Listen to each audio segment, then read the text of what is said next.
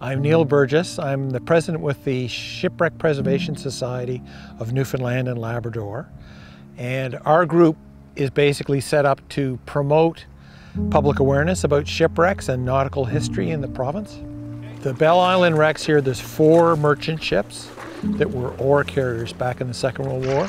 There's the Saganaga, the Lord Strathcona, the Rosecastle, and the PLM. So 2 of the ships were Canadian and 2 of them were, one was British and one was French. The 5th of September in 1942, German U-boat U-513 came into this bay on orders to look for ships here at the mine. Underwater, using its periscope, it torpedoed 2 of the ships, the Saganaga and the Lord Strathcona, killed 29 men on the Saganaga. And luckily, the guys on the Strathcona abandoned ship as soon as they saw the first explosions.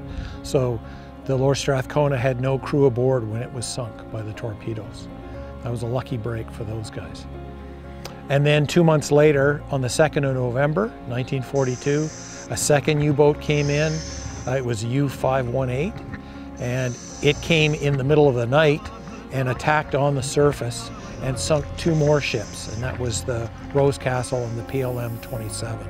And a lot of guys died in that attack because it was the middle of the night and most of the guys were in their bunks. 65 sailors died in these attacks, and it rocked people here on Bell Island because they thought of the Second World War as something that happened out in the middle of the Atlantic, and they never thought the Germans would attack so close to home right here.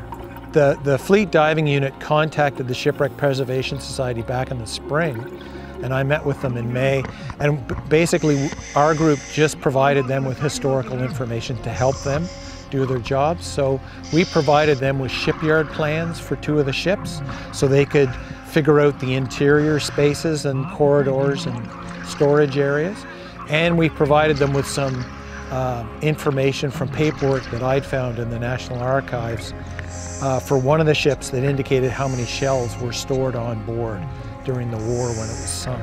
So it gave them an idea of, kind of what scale of removal they'd be looking at for these ships.